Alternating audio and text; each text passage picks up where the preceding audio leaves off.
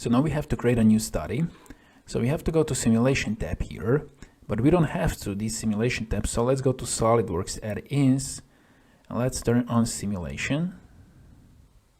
So let's go to Simulation tab and let's create a new study. So we have a static study and the name will be Surface. And let's click OK. So the first step is, as we had before with solid body, is to apply material. So let's go to part 1, right click, and now we have here option apply material to all bodies, because if we open this, we see that we have 3 surface bodies here. So we wanna right click here and apply materials to all bodies. Let's choose alloy steel and let's apply and close. And now we see here that for each surface body we have alloy steel.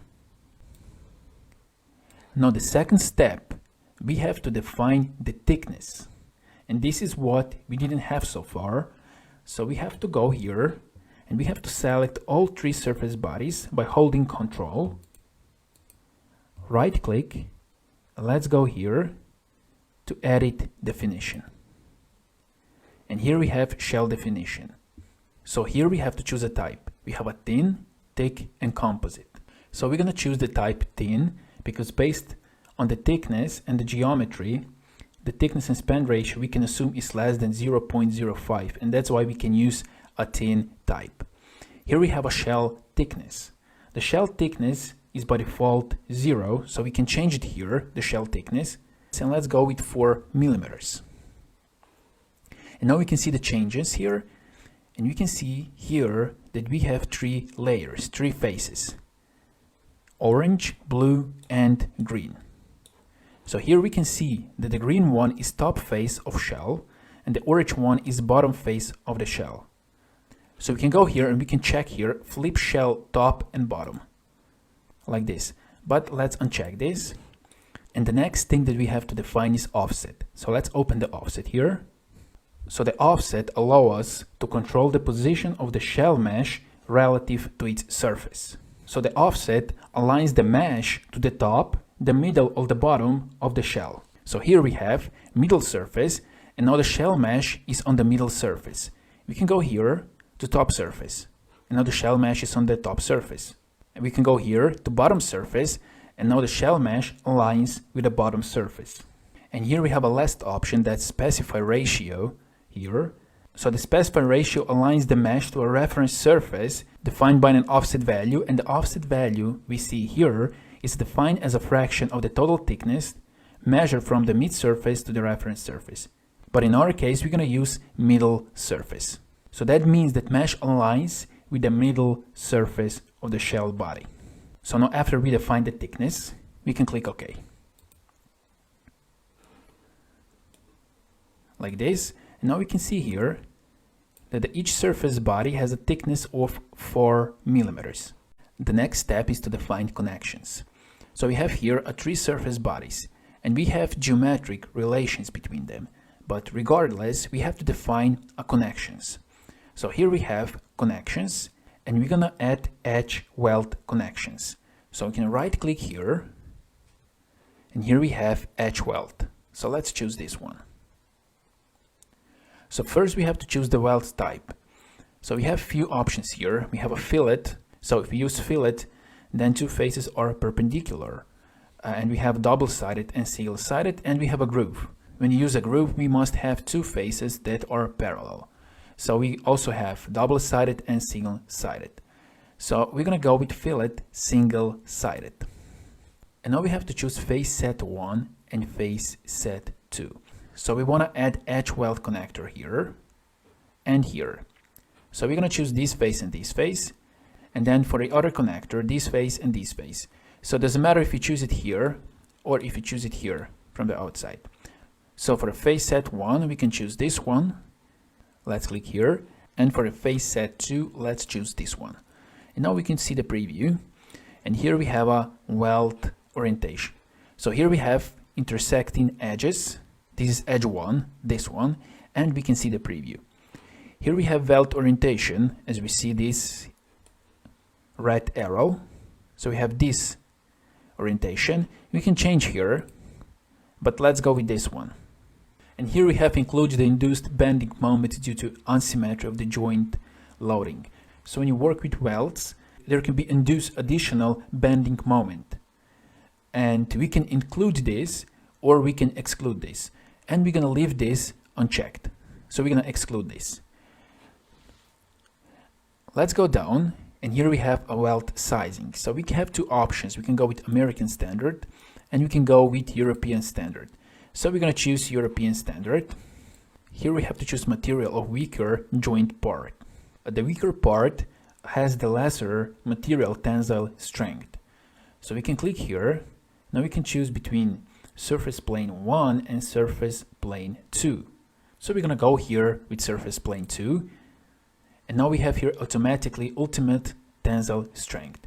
So let's leave here correlation factor 1, partial safety factor 1.25, and estimated weld size, doesn't matter if it's on or off, 0.25. And now let's click OK. And this is our first connection. Now we have to repeat the procedure for this edge. So let's go here, right click, edge weld. So let's go here with fillet single-sided.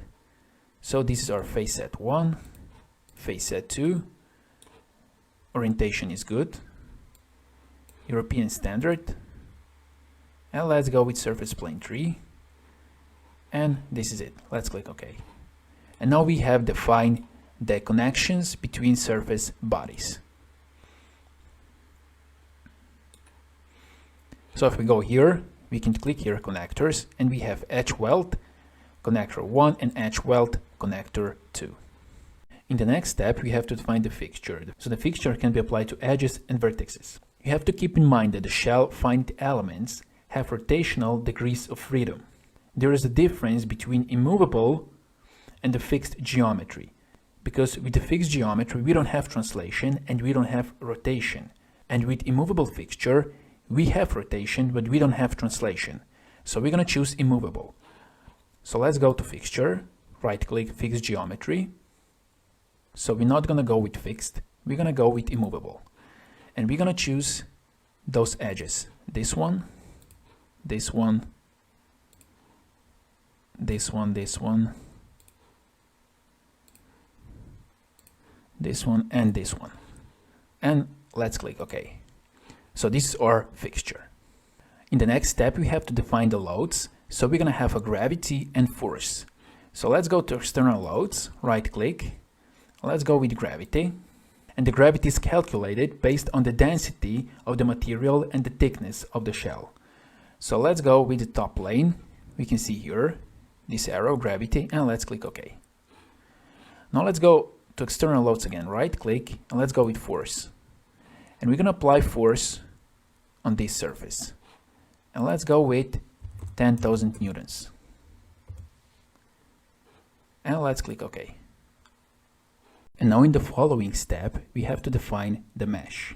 So the SolidWorks automatically defines the mesh of the shell finite elements. Shell elements are 2D elements capable of resisting membrane and bending loads. They can be linear triangular elements, those are first order elements, and they can be parabolic triangular elements, and those are second order elements. So we're gonna go to mesh, right click, create a mesh. Let's go to mesh parameters, and we're gonna use curvature based mesh. And here for a maximum element size, we're gonna go with 4 millimeters, and for a minimum element size, we're gonna go with 1 millimeter. Let's go here to advanced. Here we have draft quality mesh.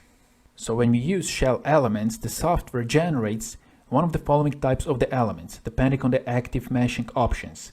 So we can go with draft quality mesh. If we check the draft quality mesh, then our mesh will consist of linear triangular shell elements. So we're gonna check this. And now let's click OK. And this is our mesh. And now we are ready to run our analysis. So we can go here and we can click run. And here we have our results. So we have a stress, displacement, and strain. Let's go to stress. So we see that we have the maximum stresses here and here. Let's go to results, right click, and let's define this factor of safety plot. Let's click OK, and we see that we have the factor of safety 2.28.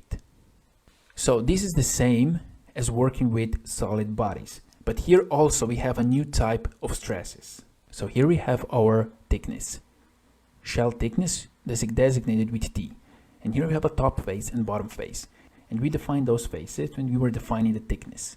So here, if we look at here we have a top face and bottom face, and this is our thickness. So the stresses that appear in the shell have two main components, membrane stresses and bending stresses. So here we can see the membrane stress along the thickness and the bending stress along the thickness. Membrane stresses are related to the in-plane deformation of the shell, and they are a result of the tensile compressive forces, and they are constant along the thickness, as we see. Bending stresses are results of the bending moments and forces that are perpendicular to the shell midplane. Here we have a mid-surface of our shell, and those stresses are distributed linearly along the thickness of the shell. And their extreme values are here at the top face and at the bottom face. And then here we have a total stress, and this is sum of the membrane and bending stresses. And we see that the stress is different on the bottom and at the top. So when we want to show the stresses of our shell body, we can choose top, bottom, membrane, bending. Top provides the total stresses bending plus membrane at the top face of the shell. Bottom provides the total stress bending and membrane at the bottom face of the shell. Membrane provides membrane stress component, and bending provides bending stress component. So if we go to our results in the SolidWorks, here we have a stress von Mises. Now let's go to results, let's right click, and let's define a new stress plot.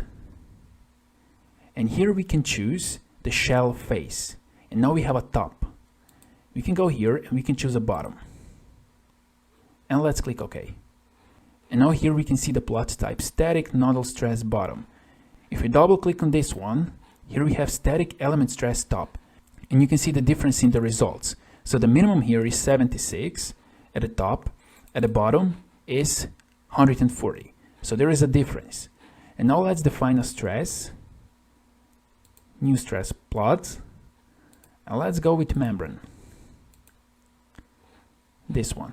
And now this is static nodal stress membrane. And now we see that we have here stresses on those two surface bodies. And now let's define the fourth one. Define stress plot. And let's choose bending. And we have a bending here on this surface body. So those are 4 additional types of stresses that we have when we work with shell bodies. We can also go here, compare results, and we can compare stress 1, 2, 3, and 4. Let's click OK. And now we can see here we have a top, here we have a bottom, here we have a membrane and bending. And now we can compare those 4 different types of stresses.